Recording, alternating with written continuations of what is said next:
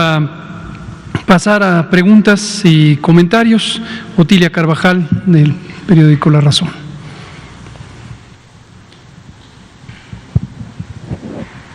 Buenas noches. Preguntarle, subsecretario, hoy publicamos una nota sobre el aumento de las hospitalizaciones que ha habido en el último mes. Detectamos que hubo hasta 174 hospitales a nivel nacional con más del 70% de ocupación en camas generales. Sobre esto, preguntarle qué acciones está implementando la Secretaría de Salud con los estados ante este aumento en las últimas semanas, principalmente en los hospitales que ya no tienen disponibilidad. Gracias. Muchas gracias, Otilia. Qué bueno que lo pregunta, porque cada vez que sale esta pregunta con un escenario muy concreto, ahorita están estos hospitales con 70% de ocupación, es muy importante que todos y todas veamos panorámicamente lo que ha venido ocurriendo desde que empezó la epidemia, para que tengamos claridad de lo que ya ocurrió, que fue un ascenso en el número de casos, que ocurrió más o menos desde la segunda mitad de abril y hasta la última semana de julio. Después un descenso en el número de casos, es decir, cuando hablamos de descenso o ascenso nos referimos a que la cantidad de casos de personas enfermas de COVID-19 en un día, cuando va en ascenso, son mayores al desde el día anterior. Y cuando va en descenso, quiere decir que se reduce la cantidad de personas enfermas por día comparadas con las del día anterior. A partir de la semana 29 del año, que es la última semana de julio, disminuyó el número de casos diarios hasta llegar a la primera semana de octubre, y a partir de esa primera semana de octubre empezó a aumentar nuevamente el número de casos. En este momento es el último día de noviembre y tenemos aproximadamente la cantidad de casos diarios que teníamos en el mes de agosto, cuando estábamos en la fase de descenso, o bien en mayo-junio, más o menos en la intermedio de mayo-junio, cuando estábamos en la fase de ascenso. ¿Cuáles son los retos que enfrenta el país y que enfrenta el continente y que enfrentan los otros continentes y que enfrenta el mundo entero? Que la cantidad de personas que enferman diariamente sean siempre menores a la cantidad de personas que pueden ser atendidas. O al revés, que cuando se necesita atender a más personas se expanda la capacidad. ¿Por qué menciono los dos elementos? Porque los dos elementos han sido parte de la estrategia del Gobierno de México y de muchos gobiernos del mundo. Por un lado, interesa reducir el número de contagios a través de las distintas medidas de control epidémico en la comunidad, algunas de las cuales acabamos de escuchar en el nivel más local, con un ejemplo muy virtuoso en la demarcación territorial de Magdalena Contreras. Y por el otro lado, interesa expandir la capacidad hospitalaria para que en todo momento exista disponibilidad de atender a las personas enfermas.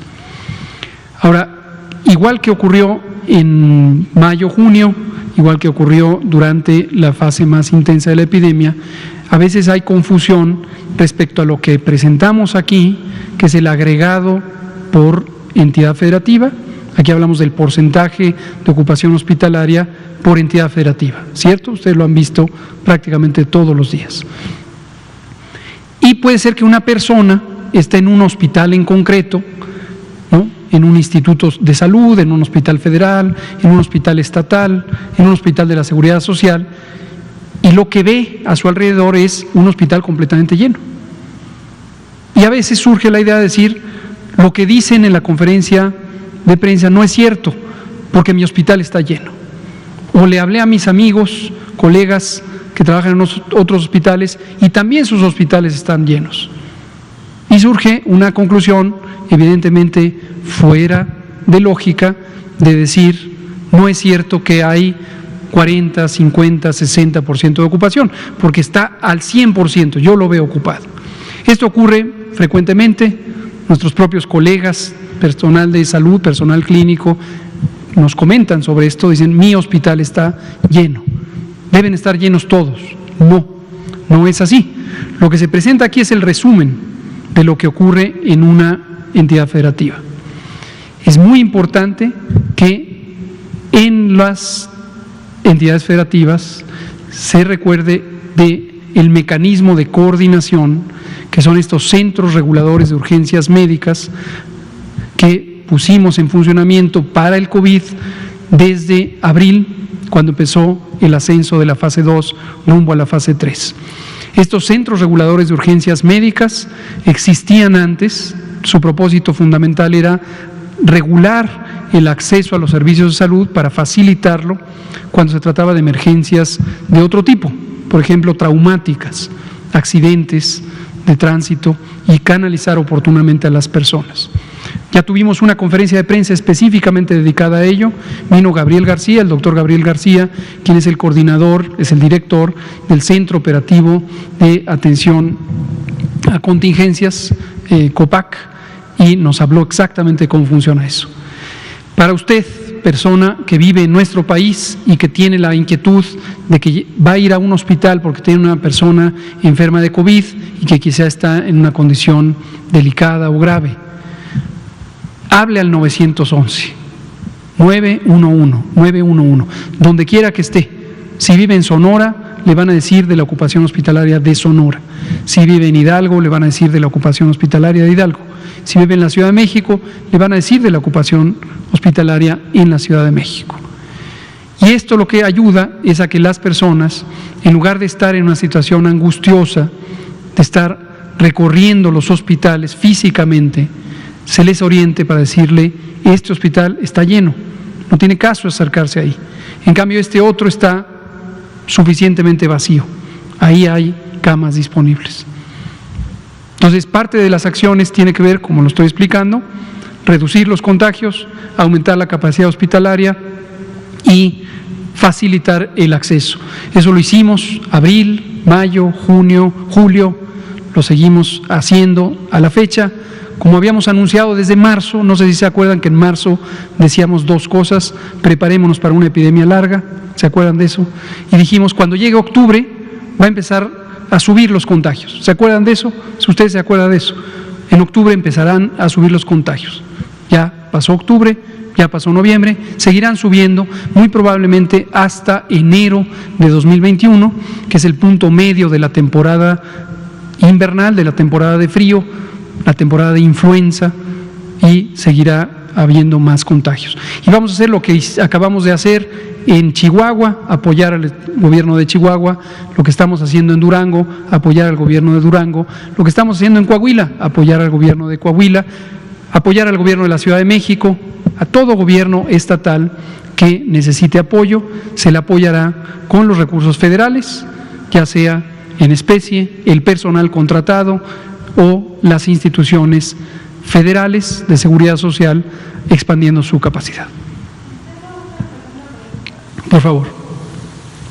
Y ahorita vamos con Damián Duarte. Sí, sobre lo que declaró hoy el director de la OMS, dijo que México está en una mala situación por la epidemia de COVID, ya debido a que se duplicaron el número de funciones y de casos. ¿Comparten esta misma preocupación de la OMS por estas cifras? Y si ante este número de contagios planean implementar medidas adicionales. Es lo que presentamos todas las noches. Recuerden lo que dijimos en marzo: preparémonos para una epidemia larga. En octubre habrá un repunte de contagios. Empezó octubre, empezó a aumentar los contagios. Entonces, en todo momento es importante que tengamos claro que la epidemia no ha acabado, ni en México, ni en América, ni en Europa, ni en el mundo entero. En tanto que exista la epidemia, tendremos riesgo de contagiarnos o de contagiar a otras personas. Las acciones de comunidad, y me parece que la presentación de la alcaldesa Ortiz Couturier es muy ilustrativa, la importancia de las acciones en el nivel local, en el municipio, en este caso en las demarcaciones territoriales de la Ciudad de México y los municipios del país. Ahí es donde se disminuye los contagios. Entonces, efectivamente, es muy importante que sigamos conscientes, por supuesto, que toda la sociedad de México, de América, de Europa, de Asia, del mundo entero, todas las sociedades están fatigadas de vivir en una condición extraordinaria, con un fenómeno ciertamente natural que no se había presentado en 100 años en el mundo entero. Entonces, por periodos tendremos exacerbaciones, como acaba de ocurrir en Europa. Como dije al inicio de la conferencia de hoy, ya están en una fase de descenso, en promedio de 7 días, algunos países solo 2 días de descenso. En México y en América estamos todavía en una fase de ascenso que muy probablemente se exacerbará hasta enero. Hemos enfatizado también la importancia de acudir tempranamente a los hospitales. En la medida en que se reduzcan los tiempos de llegada a los hospitales, vamos a tener personas que llegan con COVID, pero todavía en una fase suficientemente recuperable, que todavía no se han dañado extensamente los órganos por la falta de oxigenación. Hay que llegar lo más pronto posible. Ayer el doctor López Ridaura hizo un recorrido detallado del fenómeno de mortalidad en cada una de las entidades federativas y volvió a decir: por favor, ayúdenos a propagar este mensaje. Si se llega temprano, hay mayor probabilidad de recuperación. Si se llega tarde, hay mayor probabilidad de un desenlace grave o fatal. Ese es el mensaje clave: llegar pronto para salvar la vida. Muchas gracias. Demián Duarte. Sí, gracias, doctor López-Gatell. Demián Duarte de Sonora Power y de Lobos FM de Hermosillo. Un saludo. Primero, las declaraciones de Tedros Adhanom, en particular, bueno, siendo un tanto crítico y pedirle seriedad al gobierno de México en el tipo de mensajes que manda, bueno, han sido utilizadas como arma arrojadiza por algunos de los adversarios del gobierno pues, al que usted está integrado con el presidente López Obrador. Hoy escuché con atención a Julio Frenk, incluso hablar de un libro que escribió, diciéndoles que, bueno, ustedes demolieron el sistema de salud como si hubiera estado muy bien, ¿no? Después de los gobiernos del PRI y del PAN. Y por ahí Luis Ernesto Derbez también apareció dando declaraciones fuertes también en contra de la política que han seguido. Mi pregunta en particular es: ¿qué opina de esta ofensiva, ¿no?, que hay contra la estrategia que han seguido ustedes para paliar la pandemia? Y otra, en Sonora tenemos problemas de vuelta. Pareciera ser que está subiendo el número de contagios. Incluso hoy decía el secretario de Salud que tenemos un aumento en las hospitalizaciones, 42% en hospitales públicos, 79% en hospitales privados. Vi con atención que Zacatecas volvió a rojo. La pregunta es: ¿qué tanto nos tenemos que preocupar en Sonora por la situación y, bueno, el estatus de esta situación del rojo? Gracias. Con mucho gusto, Demián. Gracias por preguntarlo.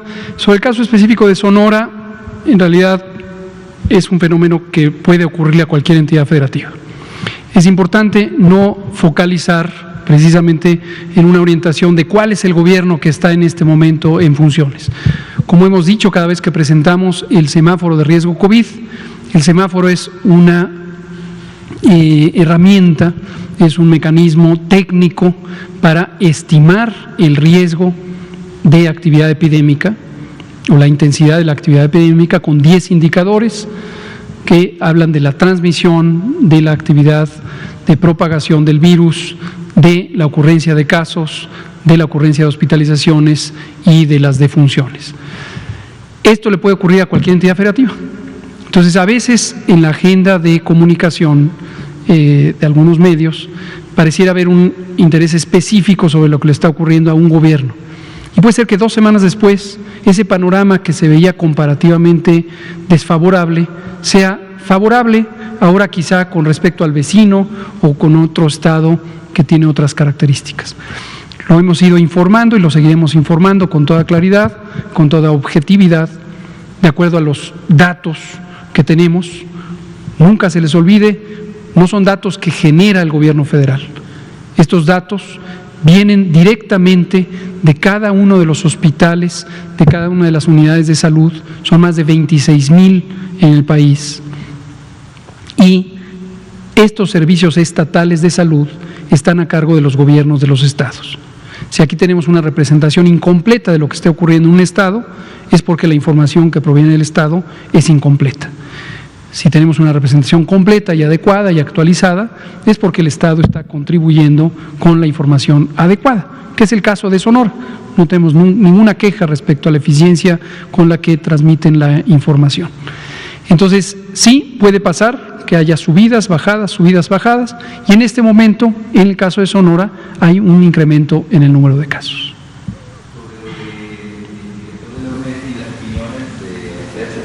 Donde les atacan, pues, por la estrategia. ¿Qué opina al respecto, doctor? Siempre he pensado que es positivo que haya pluralidad de opiniones, que haya libertad, cada quien expresa su punto de vista, se hace responsable de él, aporta la evidencia necesaria para soportar su argumento.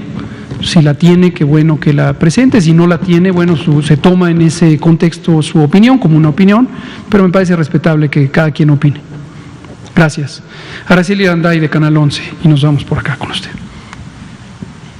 Gracias, doctor. Preguntarle por lo publicado hoy en el Diario Oficial de la Federación sobre la gratuidad de los servicios. Preguntarle que es a partir del 1 de diciembre que ya no se cobrarán cuotas. Si nos puede hablar de esto, cómo va, porque el diario habla sobre la coordinación que tendrá la Federación con las entidades estatales. Entonces, ¿me puede hablar de esto al respecto? Muchas gracias. Con mucho gusto. Se cumple con esto para conocimiento de todo el mundo. Hoy se publicó en el Diario Oficial de la Federación un acuerdo del secretario de Salud, nuestro jefe, el doctor Jorge Alcocer Varela, que establece que los servicios de salud que otorgan las instituciones federales para personas no aseguradas son gratuitos. Ya lo son para las personas aseguradas, no se vaya a confundir pensando que le van a cobrar cuotas. Si usted es derechohabiente del Seguro Social o del ISSSTE o de Pemex, no le van a cobrar. Pero antes, a las poblaciones no aseguradas, a las personas que no tenían seguridad social, se les cobraban cuotas de recuperación.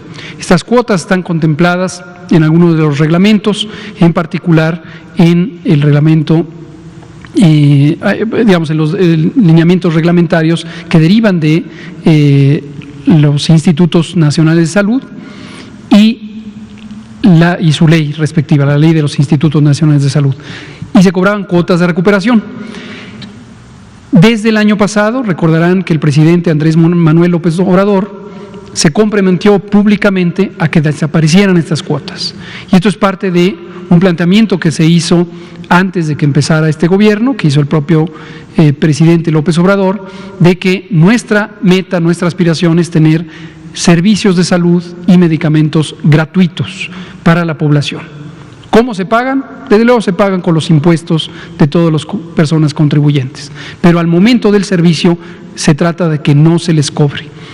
Entonces, para implantar y lograr este compromiso, nos instruyó al inicio de 2020 a que trabajáramos en el sector salud, o la Secretaría de Salud en concreto, para eliminar estas cuotas.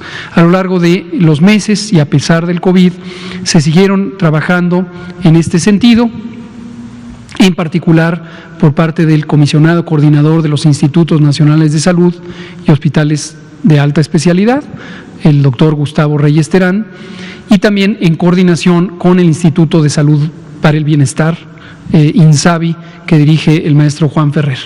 Se analizaron los pormenores de los costos, las implicaciones administrativas que significaría el quitar las cuotas, y se verificó que la recuperación que tienen los hospitales federales, incluidos los institutos nacionales de salud, es una recuperación relativamente menor, y en cambio para la persona que utiliza los servicios puede ser una barrera muy importante de acceso.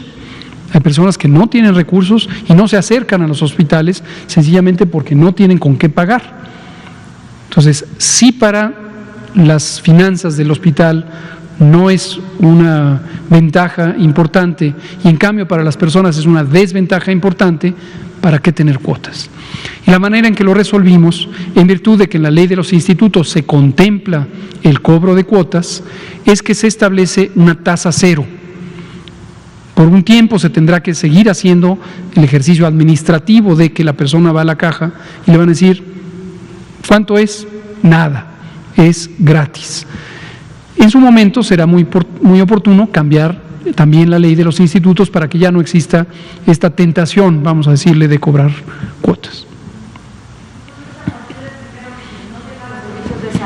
No va a pagar nada. No paga nada en los hospitales federales que son los Institutos Nacionales de Salud y los hospitales de alta especialidad, hospitales regionales, hospitales de alta especialidad. La pregunta natural es, ¿y si yo vivo en un estado, puedo ir al hospital civil? Ese hospital civil, ese hospital general que hay en uno o más casos en todas las entidades federativas, lo administra su gobierno estatal, porque desde 1997 se descentralizó la Secretaría de Salud y entonces cuando usted oye la Secretaría de Salud tiene que identificar a la Secretaría de Salud del estado donde vive y las finanzas del estado donde usted vive son las que administran ese hospital civil, ese hospital general de la ciudad donde usted vive o de la ciudad capital del estado. Este acuerdo no establece que se logre la gratuidad de esos servicios. ¿Por qué razón? Porque esto depende de su gobierno estatal. El gobierno de México quiere que esos gobiernos, esos 32 gobiernos, también dejen de cobrar, que no haya cuotas. En la Ciudad de México no se cobran cuotas en los hospitales que pertenecen a la Secretaría de Salud de la Ciudad de México. Esto viene de tiempo atrás, cuando el licenciado López Obrador fue jefe de gobierno de la Ciudad de México, estableció que se dejaran de cobrar cuotas en la Ciudad de México. Ojalá que en los 32 o las 31 estados se dejen también de cobrar cuotas. Muchas gracias. Por favor, usted.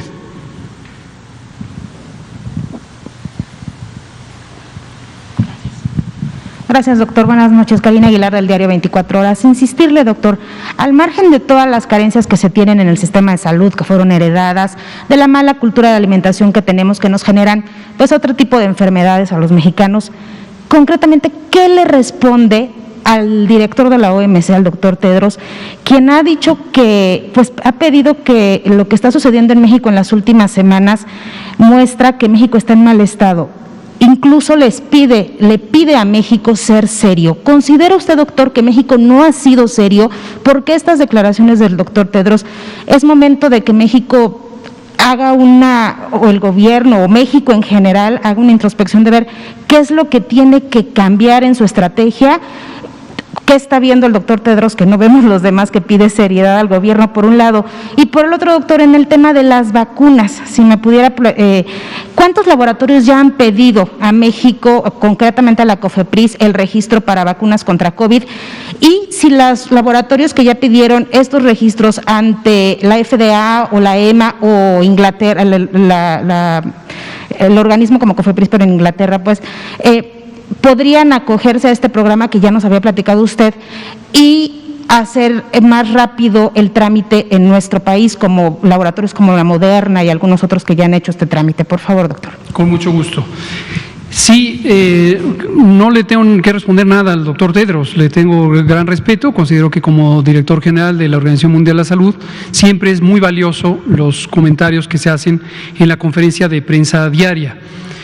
A veces, no en pocas ocasiones, ocurre que la agenda informativa del país, y esto ha pasado en otros países también, enfatiza algunos elementos de lo que quisiera posicionar, ¿no? Si uno oye textualmente lo que dijo el doctor Tedros, lo dice de una manera un tanto distinta a la que los medios en México quisieran orientar por alguna razón. Lo que dice es lo que le dice a todo el mundo, todos tenemos que tomarnos muy en serio, eso es lo que dijo, hay que tomarse en serio la epidemia, y se refiere a lo que decimos aquí todas las noches. La epidemia no ha acabado, la epidemia es un fenómeno global, afecta a toda la humanidad, en distintos ritmos, en distintos calendarios, va a ir afectando a los distintos países. Hace 10 días Europa todavía estaba rumbo al punto máximo de transmisión, hoy está en descenso. América todavía está, como lo acaba de presentar el doctor Alomía, y lo hemos presentado casi diariamente, todavía está en una fase activa. México tiene y tendrá, al menos hasta enero de 2021, una fase de crecimiento en la epidemia, porque esa es precisamente la dinámica que está ocurriendo. Cuando en cada entidad federativa empiezan los contagios, es momento también de tener un acercamiento más intensivo por parte del Gobierno de México, como lo hemos venido haciendo. Hoy precisamente me da gusto que nos acompañe la alcaldesa, porque ilustra este fenómeno. Cuando se piensa en la estrategia de prevención y control de respuesta ante la epidemia por parte de cada gobierno nacional, es muy importante no perder de vista que no es un gobierno nacional el que va a cada casa a hacer acciones de detección, que va a cada hospital a físicamente reorganizarlo. En México, desde 1997, se descentralizó la Secretaría de Salud. Cada estado, cada entidad federativa, también lo es la Ciudad de México, su gobierno es una autoridad sanitaria. Las acciones generales que se delinean en el semáforo de riesgo COVID, en esta fase de la nueva normalidad, y todas las demás acciones generales, el modelo de respuesta, el modelo de monitoreo, deben ser implantados apropiadamente. No es momento de relajar la atención, la disciplina a estas medidas. Ahorita, por ejemplo, la sociedad debe reaccionar también frente a esto. Es decir, el doctor Tedros no es que me lo diga a mí, si me lo quisiera decir a mí, a lo mejor, o al secretario de Salud o al presidente, quizá habría mandado un comunicado diplomático, ¿no?, si fuera ese el caso. En su comunicado, en el comunicado oficial, resalta el caso en particular de México. Porque le hicieron una pregunta sobre México. Una periodista de Proceso, Gabriela Sotomayor, le puso una pregunta, por cierto que dijo en su pregunta algo que es incorrecto, completamente incorrecto. Mañana lo vamos a precisar. Mañana es Día Mundial de la Lucha contra el VIH-Sida. Nos va a acompañar aquí la directora general de CENSIDA y vamos a hablar sobre esto. Y esta periodista, Gabriela Sotomayor, de la revista mexicana Proceso, ella está en Ginebra y suele hacer preguntas a los funcionarios de la OMS, y le dijo que estamos enfrentando desabasto de medicamentos antirretrovirales en México. No sabemos de dónde sacó esa información. Como decíamos aquí respecto a la pregunta de Damián Duarte, pues sería muy importante, si ella es seria, si su medio es serio, que lo documenten, ¿verdad? Pero déjeme terminar a lo que me estaba preguntando. Sobre la seriedad, hay que tomárselo en serio.